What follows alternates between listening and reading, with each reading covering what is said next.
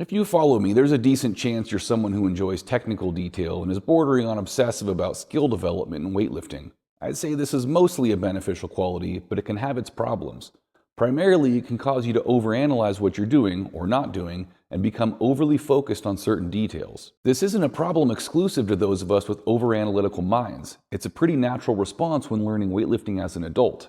As a kid, it's easy to just practice movements and not get too worked up about them.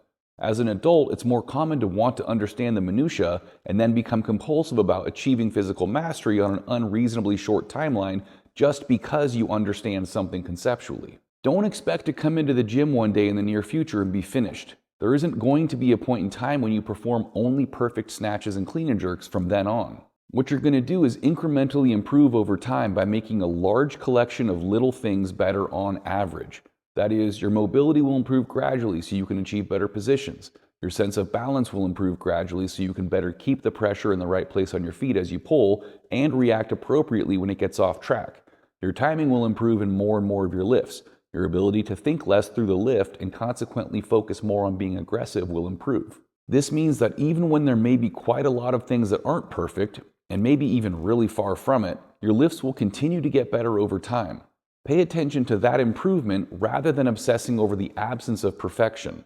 If the latter bothers you a great deal, I'm warning you now, this probably isn't a healthy sport for you. When it comes to elite lifters, they're not technically perfect, but they don't need to be. The key is that the fundamentals are reliably in place and the majority of technical details are good enough, and likely improving at least slightly still. In other words, elite lifters are as good as they are in spite of imperfection. Those imperfections, or even outright problems, simply have to be significantly outweighed by what they do well. This brings me to two final points. Even an elite lifter isn't demonstrating every single aspect of a lift perfectly, so you can't successfully imitate a single one. You need to synthesize many lifters to create a reliable technical model.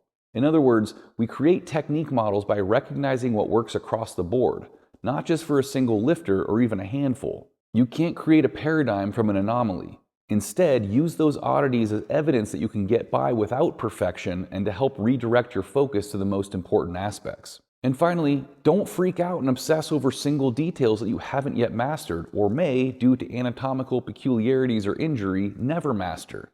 Keep some perspective and work on progressing overall with incremental improvement of many small aspects that will collectively create a significant improvement of your lifts.